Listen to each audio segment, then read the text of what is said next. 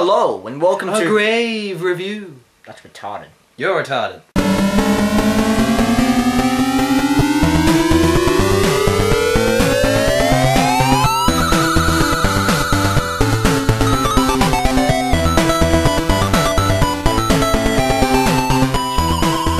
Okay, so this is our first review. So we're just going to be reviewing the one game, Portal 2. Which is kind of late, I know, but... It's more than kind of late. It's been 4 months since the game came out. Half-Life Episode 3, Duke Nukem Forever... You're talking about the making of the game. This is the making of a review. I'm gonna slap you. I'm not the review. Alright, so, I'm going to be reviewing the single-player gameplay of the game, and also the plot. And I'll be reviewing the graphics and the multiplayer.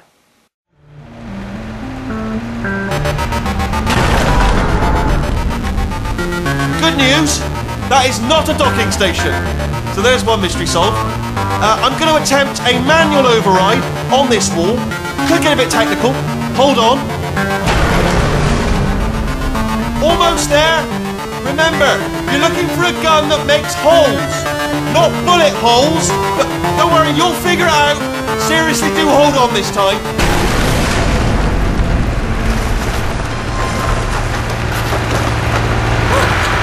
There we go. Now, I'll be honest, you are probably in no fit state to run this particular type of cognitive gauntlet. But at least you're a good jumper. So you got that, got the jumping on your side. Just do your best, and I'll meet you up ahead. That's the spirit.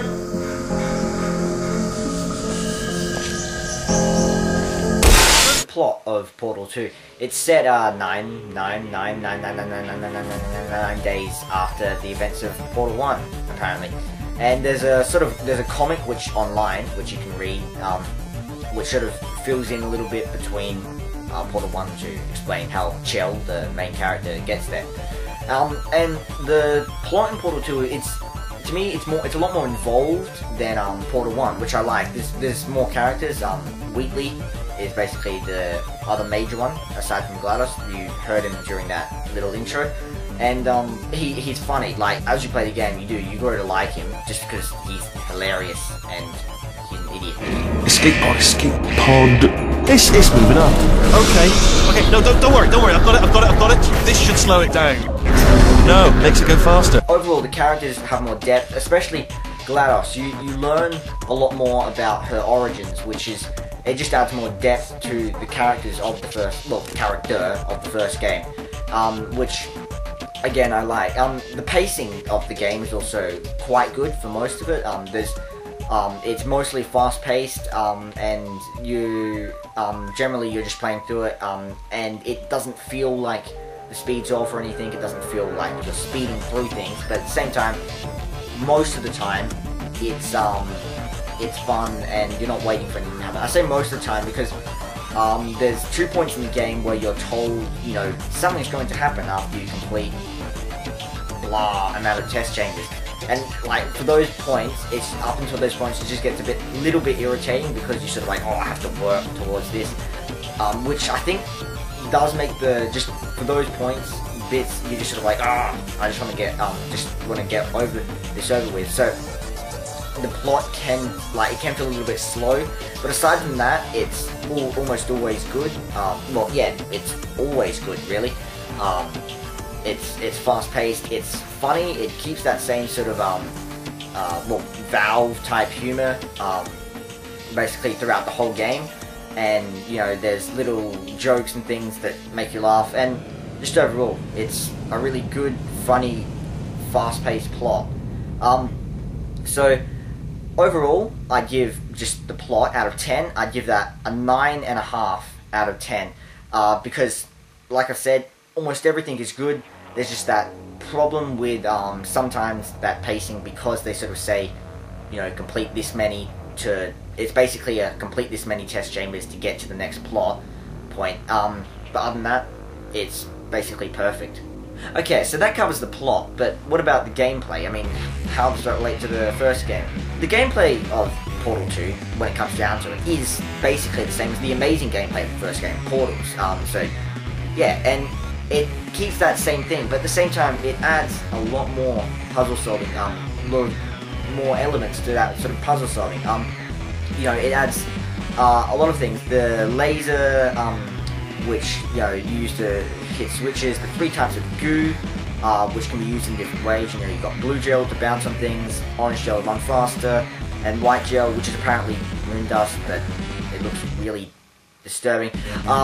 The light bridges, funnels, all of these things that are new to the game, and they just add a lot to the puzzle solving. So when you're playing it, it just means that as levels progress, you learn to use them all together, and so you have to think more, which is really good because, you know, that's what the game is about, solving the puzzle, and it just adds a lot more sort of depth to the puzzles that you're solving.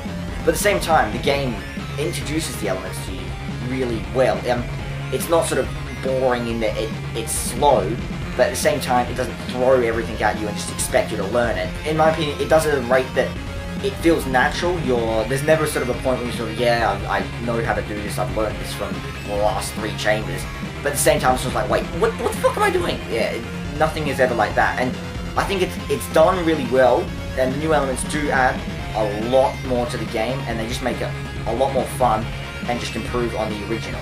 So overall, I'd give the single player gameplay a perfect 10. There is really nothing I can think of that should be improved. Everything works well. The game is completely bug free as far as I can see. There's no glitches or anything like that. So again, because of that, perfect 10. How did you do that?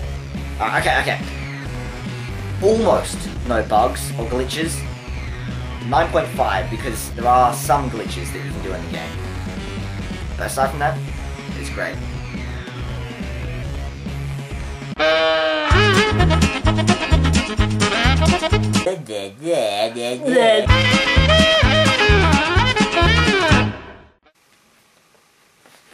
What the hell was that? Well, you didn't like it? What was there to like? Why was there a koala? It was part of the segue. It was like a sponsored animal. Why? Why? To fill it's a space filler. But why? Why would you do that? Because it was funny. I thought it was funny. Didn't you think it was funny? No. Oh. You're not going to do that again. You have more, don't you? You're getting rid of them.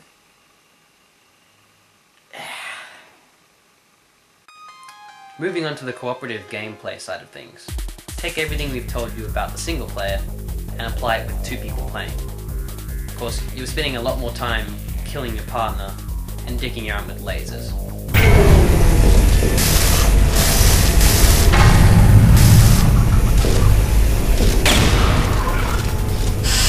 But you know, that's just me.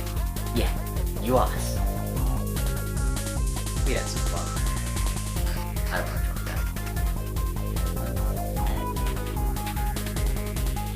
Anywho, a lot of the gameplay mechanics that were in the single player, they're applied a lot differently when matched with cooperative. You have to think about how 2 people put together would solve a puzzle. It's usually a lot easier in the sense that both players can bounce ideas off each other and progress a lot faster. But overall, it applies it really well, and the puzzles are just as hard to finish in the cooperative as they are in the single player. And there's a lot of ways to assist your partner in solving the puzzle. There are visual cues, there are tags you can give, and if all else fails, you can simply voice your concern. Generally, the way the puzzles are solved is very similar to the single player. That's much more open and bigger spaced. It has to apply this to 2 people, and the way that it presents itself to 2 people is done quite well. It was a great experience, and even after playing it 2 or 3 times through it, it's still worth another go. I'd give it a perfect 10. The game provides a visual cue as to whether the gamer is in a specific area of the level. For example, later on throughout the game, you start to take a look down Aperture's history, and you notice this by the way that the game presents itself. It'll have logos in classic 70s or 50s fonts, and the environment will feature a lot of signs mentioning asbestos, which of course nowadays isn't as common. A lot of the robotic characters throughout the game are also visually stunning, including GLaDOS and Wheatley and the robotic panels you see throughout the entire game. They they really add to the way that the game works. You know, you start to, throughout the first part of the game, you get the sense that GLaDOS is repairing the facility, and you notice this with the panels, the way that they're sort of broken, and you get this sort of visual cue throughout the game as it starts to build and repair. And it's really good to watch.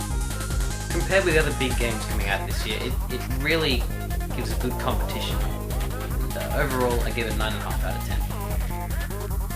10. Okay, so all up, that's 9.5 for plot, 9.5 for single player gameplay, 10 for multiplayer gameplay, and 9.5 for graphics. Giving a total of 38.5 out of 40. Thanks for watching.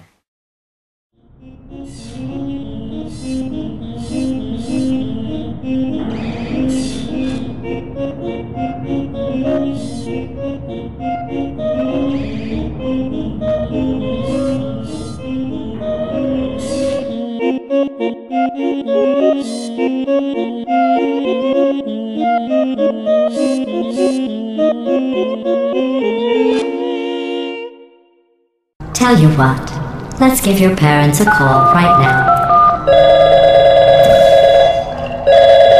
The birth parents you are trying to reach do not love you. Please hang up.